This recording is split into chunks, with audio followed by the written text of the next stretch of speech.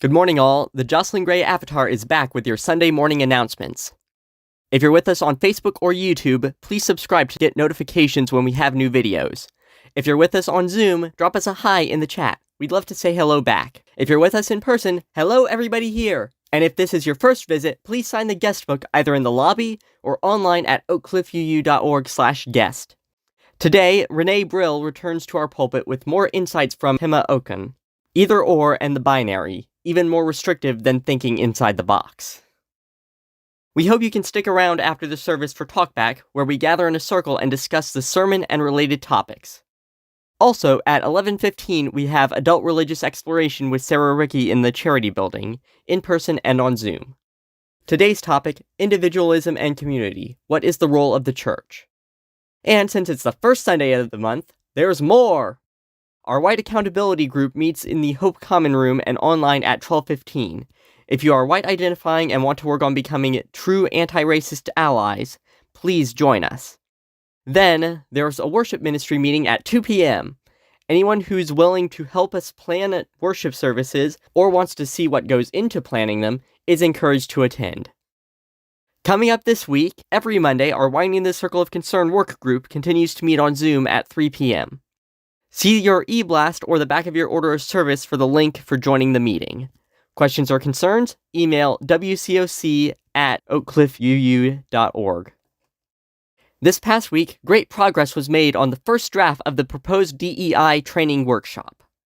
And we would like to welcome Yolanda Graham as the board representative and Bobby Blanche as congregational liaison to the DEI initiative team. Thank you, Yolanda and Bobby. Teamwork Tuesday is on for this week with rumors of a July 4th themed meal. On Thursday, July 6th, our Social Justice Ministry reading group will be starting Life's Journey, Zuya, Oral Teachings from Rosebud. The group meets at 7:30 p.m. on Zoom. Please contact Mavis if you have any questions. Next Sunday, Jazz Jam returns. Please note the new time of 3 to 5 p.m. Come play, sing, or just listen. You are welcome to bring food and drink for yourself or to share. Admission is free, though there is a tip jar for the musicians.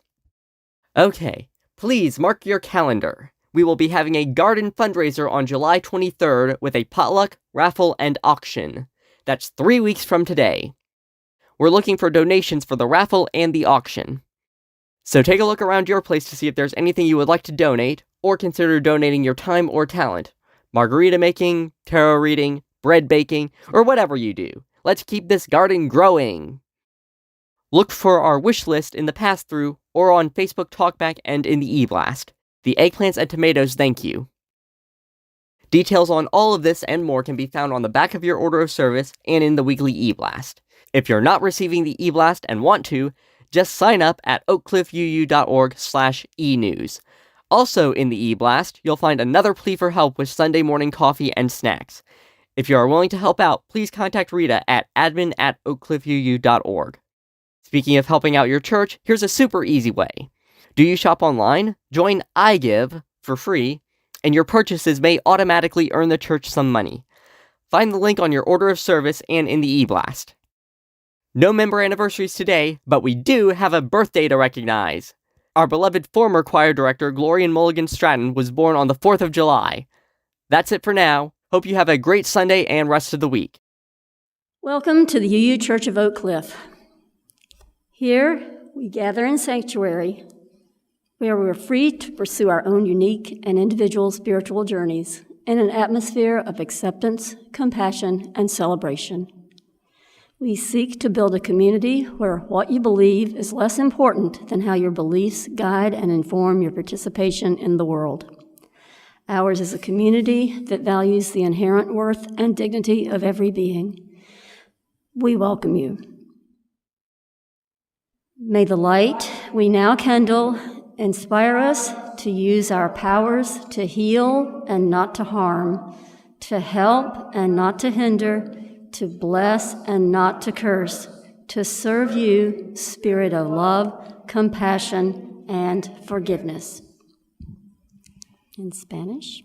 Que esta luz que ahora encendemos nos inspire a usar nuestros dones y poderes para cenar y no para herir, para ayudar y no para impedir, para bendecir y no para maldecir, para servirte a ti, espíritu de amor, compasión y perdón. Our opening words today, Marginal Wisdom by Leslie Takahashi. They teach us to read in black and white. Truth is this, the rest false. You are whole or you are broken. Who you love is acceptable or not. Life tells its truth in many hues. We are taught to think in either or, to believe the teachings of Jesus or Buddha, to believe in human potential or a power beyond a single will. I am broken or I am powerful. Life embraces multiple truths, speaks of both, and of and. We are taught to see in absolutes, good versus evil, male versus female, old versus young, gay versus straight. Let us see the fractions, the spectrum, the margins. Let us open our hearts to the complexity of our worlds. Let us make our lives sanctuaries to nurture our many identities. The day is coming when all will know that the rainbow world is more gorgeous than monochrome, that a river of identities can ebb and flow over the static, stubborn rocks in its course, that the margins hold the center.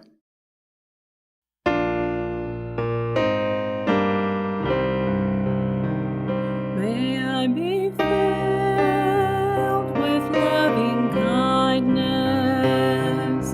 May I be well. May I be filled with loving kindness. May I be well. May I be peaceful and at ease. May I be whole. May you be filled with loving kindness. May you be well.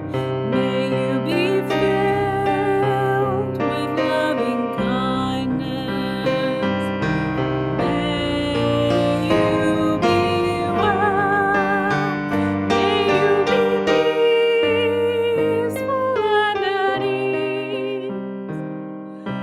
May you be whole. May we be filled with loving kindness. May we be well. May we be filled with loving kindness.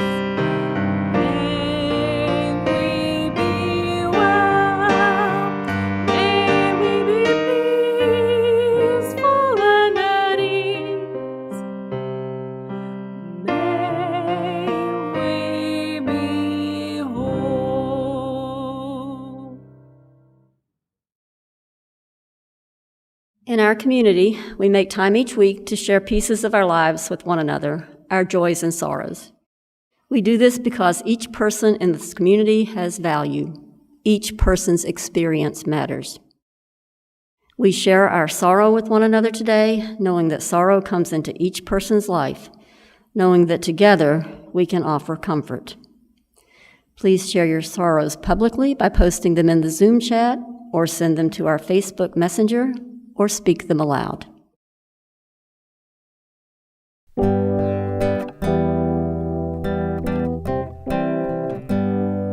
When I breathe in peace. When I breathe out love. When I breathe in peace. When I breathe out, I breathe out love.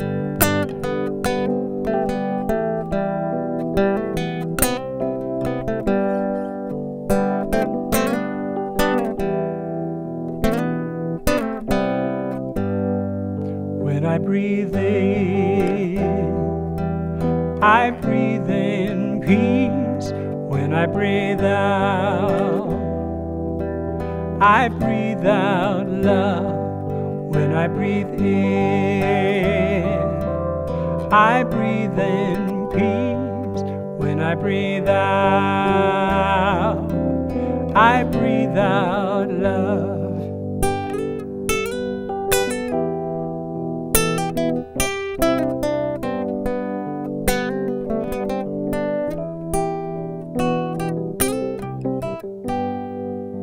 When I breathe in, I breathe in peace. When I breathe out, I breathe out love. When I breathe in, I breathe in peace. When I breathe out, I breathe out love.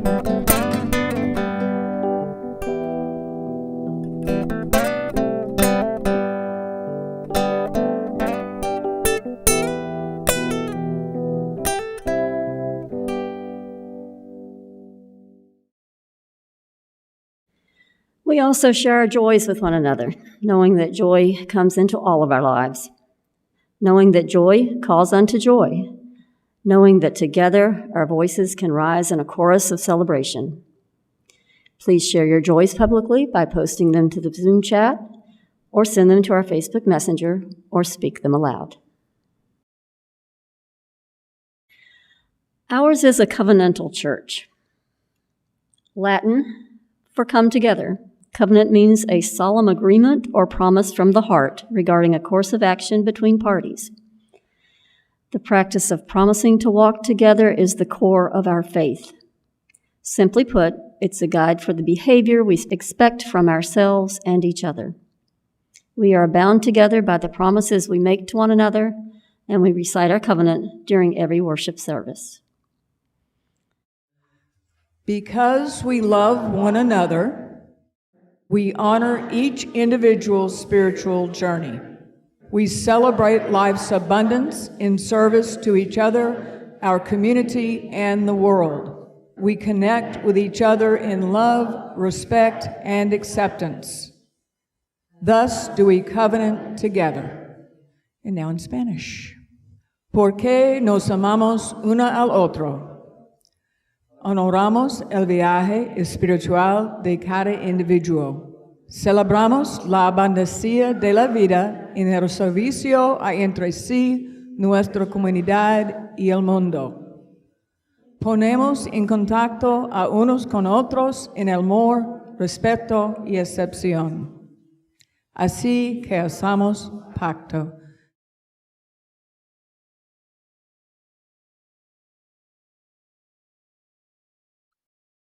Good morning. I would like to invite you to center with me. Today, I am having a mommy kind of day. I'm covered in things, and I need to put some stuff down so that I can be here with you. So let's take a deep breath in. And out.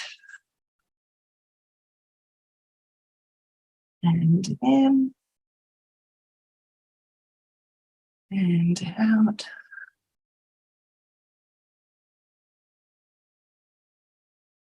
And in.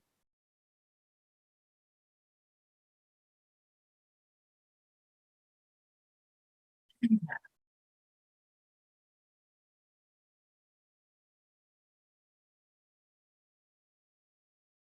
Plant your feet.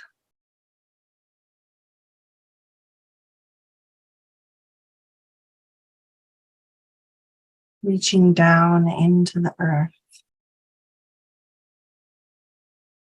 into the cool earth, damp and dark, where new things find the energy to grow.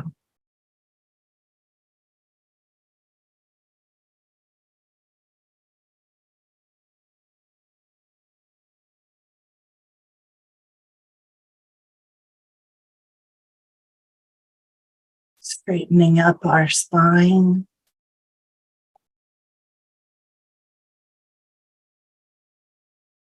stretching our head and neck upwards,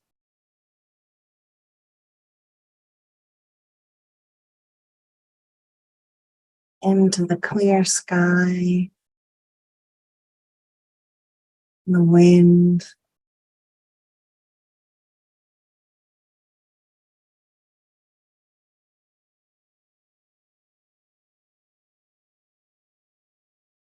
into imaginary worlds.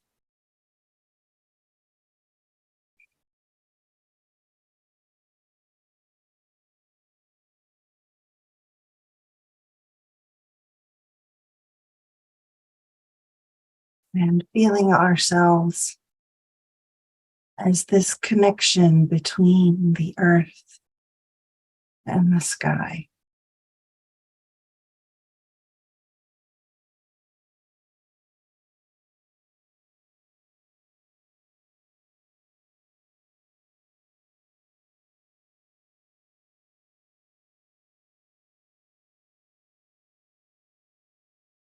And when you're ready, to turn your attention back to here and now.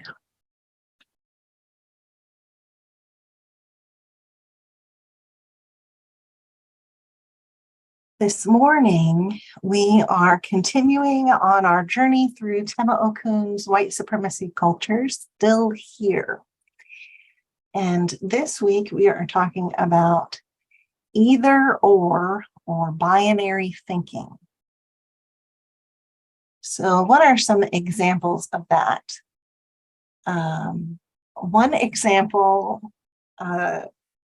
was, are we going to continue talking about white supremacy culture this week, or are we going to celebrate the 4th of July? That would be binary culture. That would be binary thinking. I think we recognize it. I don't know that we recognize just how often we fall into that mindset of either or and forgetting about the and.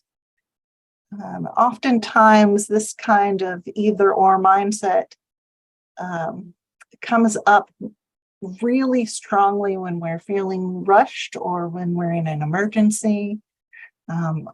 We feel pushed to make a decision right now, here in this moment, to make it quickly. There's also ways that we can be slyly encouraged to come to a conclusion by being offered only 2 choices. Would you like to purchase this cheap, poor quality option, or this expensive or high quality option of consumer good? Leaving out the other options, like not buying any of it or making it for yourself. Or going to a different store altogether, or looking for someone who made that. There's all kinds of ways that we can have our basic needs met. Sometimes that might be folks giving us the option between either choosing one kind of action or another kind of action, as those 2 things are in conflict with one another. are we going to change the world by voting, or are we going to change the world by protesting? Is the right way to get through to people by being gentle and soft-spoken and friendly, or being frank and blunt or forceful? Is the right way to protest the way that gets the most people to protest with you, or is the right way to protest the way that gets the most attention in the newspapers? Or is the right way to protest the way that irritates XYZ group the most? There's all kinds of different binary thinking. And the answer for me for what's the right way to protest and what's the right way to change the world is most of the ways.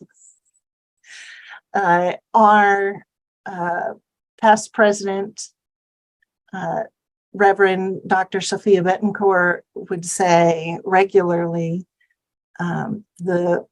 we need all of the ways of revolution, all of the ways and means of change, all of the ways and means of resistance are necessary, including the one that you're best at.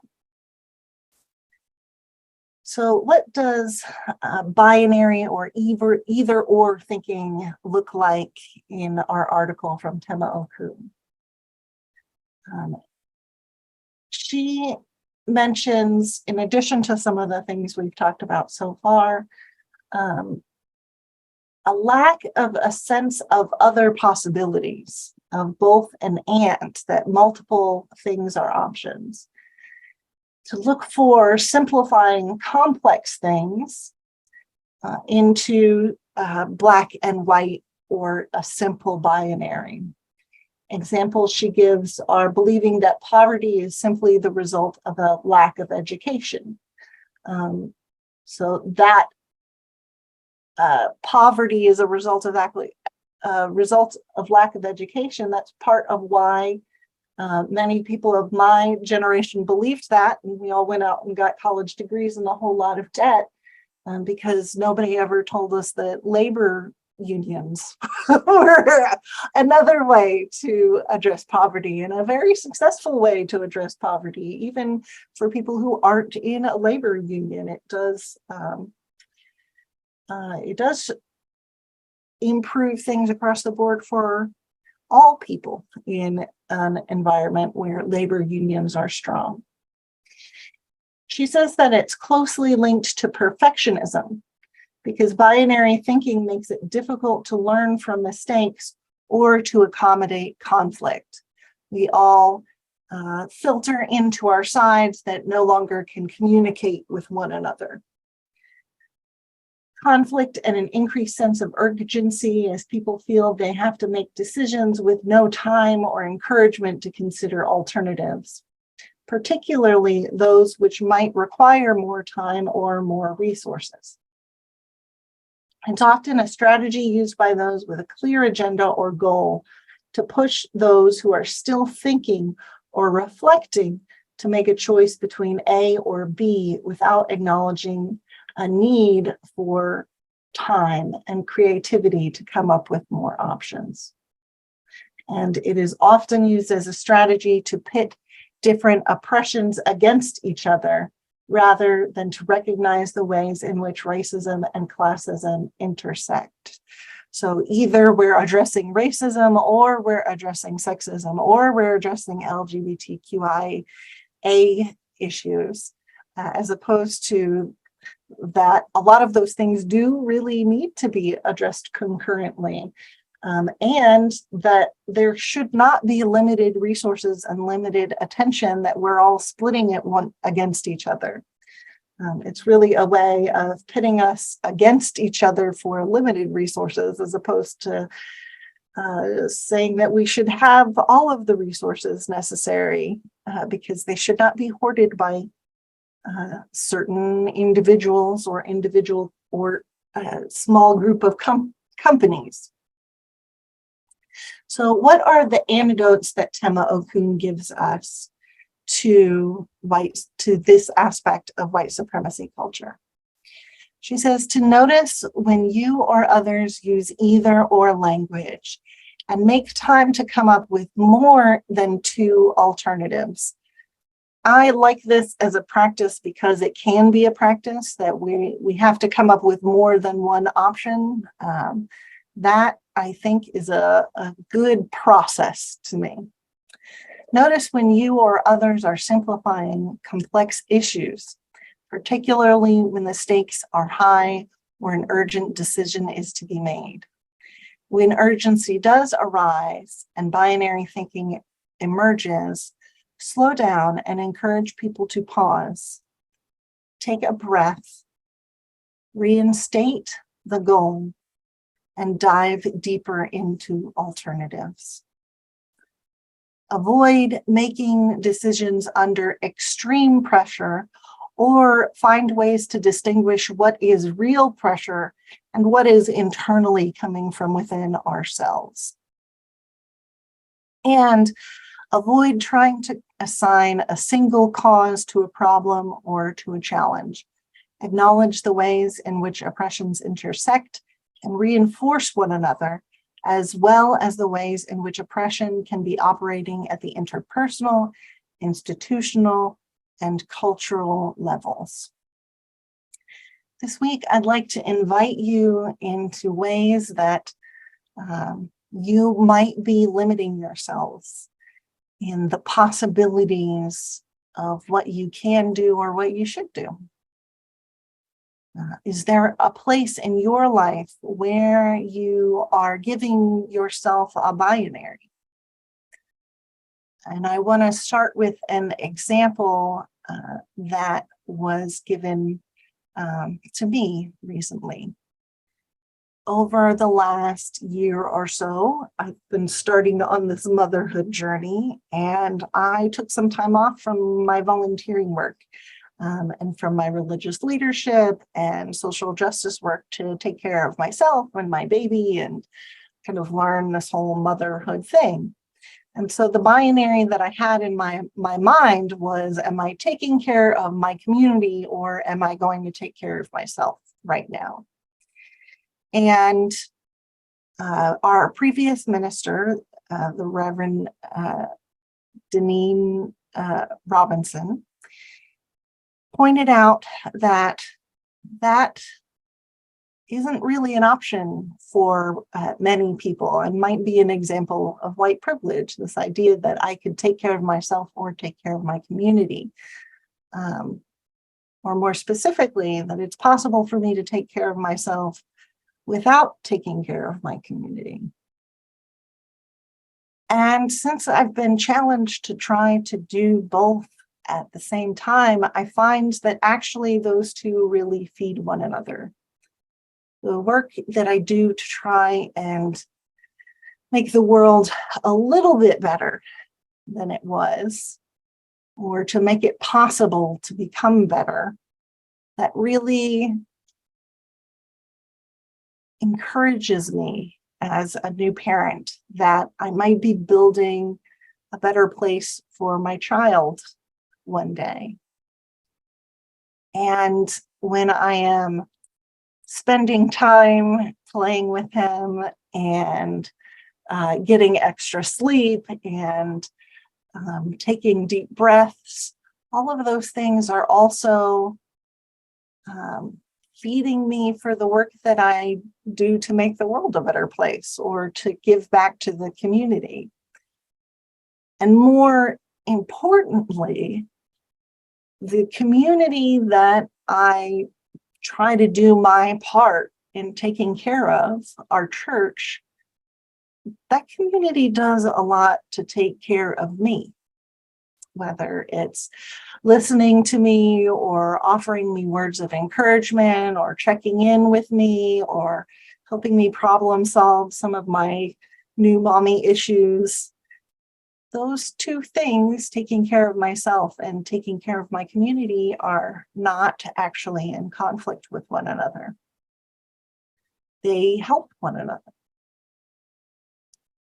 So where are you limiting yourself into this or that, one or the other, better or worse, male or female, up or down, left or right?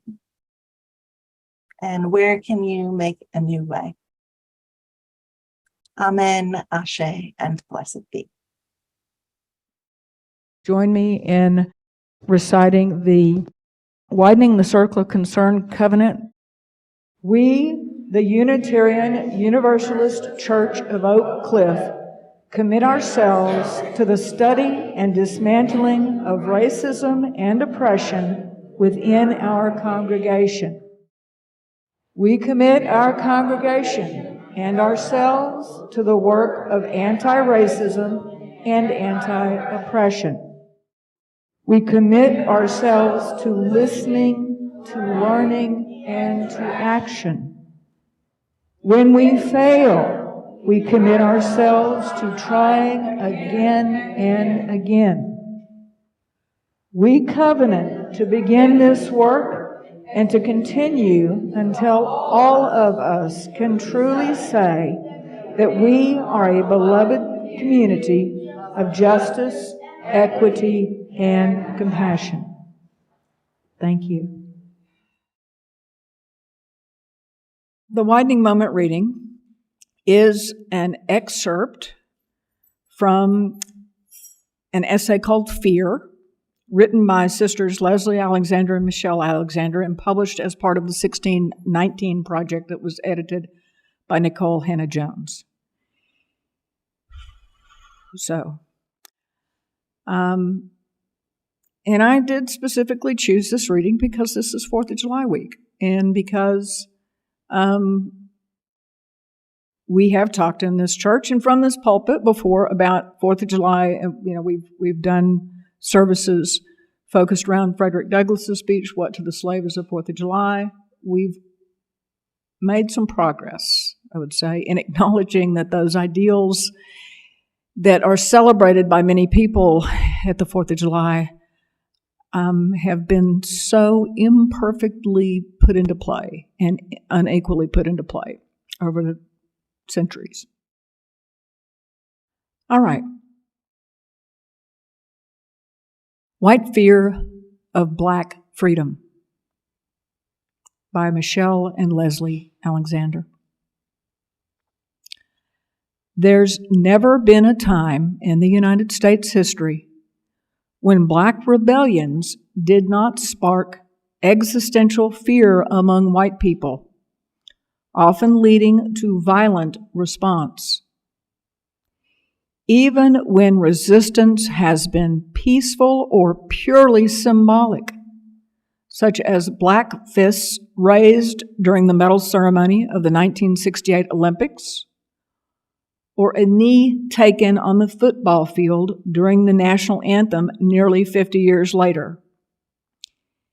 Any sign of rebellion has frequently resulted in threats or acts of violence perpetrated by white vigilantes, militia groups, and the police, often culminating in the creation or strengthening of systems of racial and social control.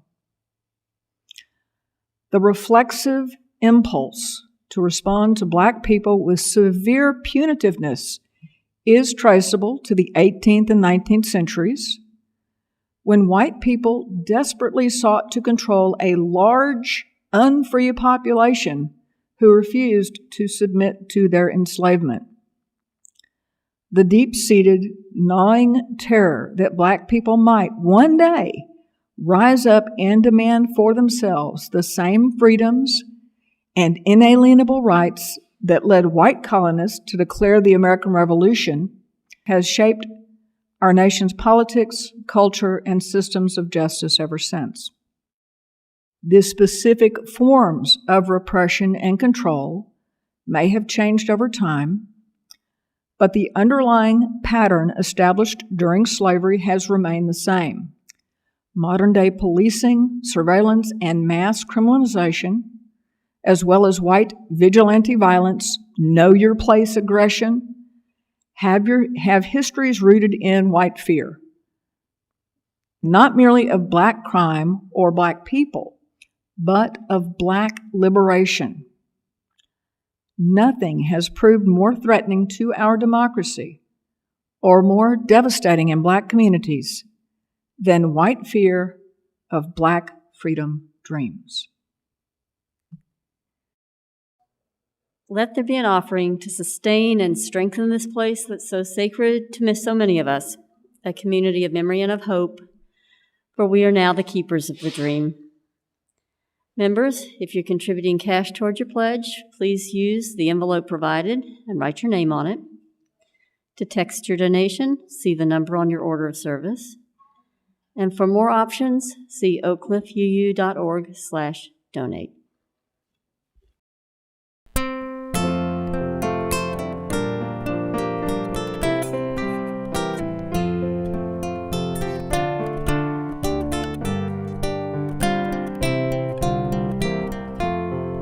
From you I receive, to you I give. Together we share, and from this we live. De ti yo recibo, a ti te doy. Así compartimos y vivimos hoy.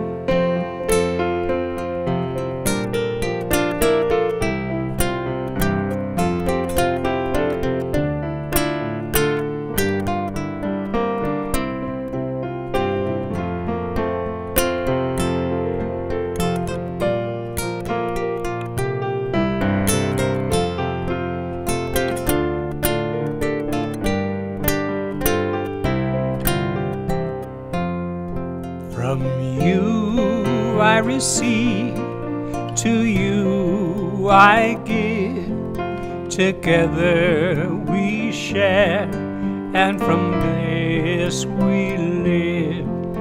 De ti yo recibo, a ti te doy. Así compartimos y vivimos hoy.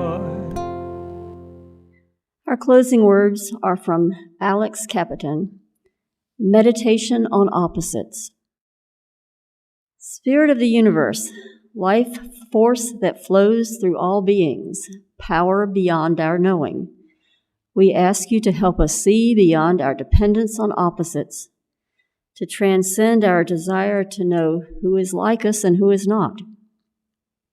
Open us to the knowledge that in this room there are complexities and diversities of identities beyond black and white, old and young, woman and man, poor and rich, uneducated and educated, disabled and able-bodied, gay and straight, ill and healthy, wrong and right, broken and whole. In this room, there are people who embody juxtaposition, who can tell stories written on their bodies about both and neither, who carry intimate pieces of the truth that there is no such thing as opposites. Spirit of many names and of no name at all, help us find release from our belief that all things must be either or, this belief that walls us off from one another, ensnaring us in a battle of same versus different. Help us to open our minds, to listen deeply, and to truly know one another, finally glimpsing the kaleidoscopic beauty of the divine.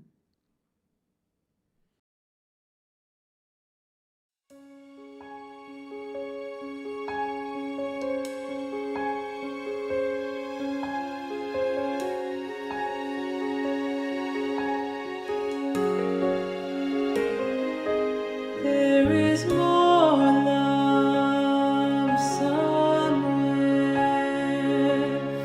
There is more love somewhere.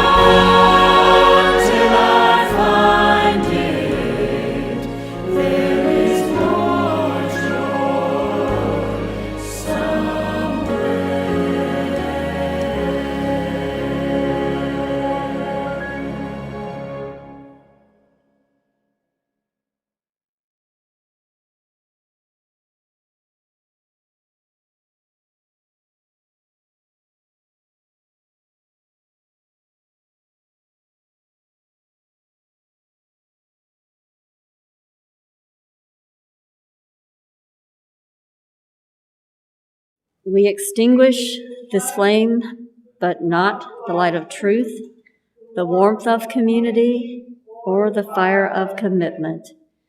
These we carry in our hearts until we are together again.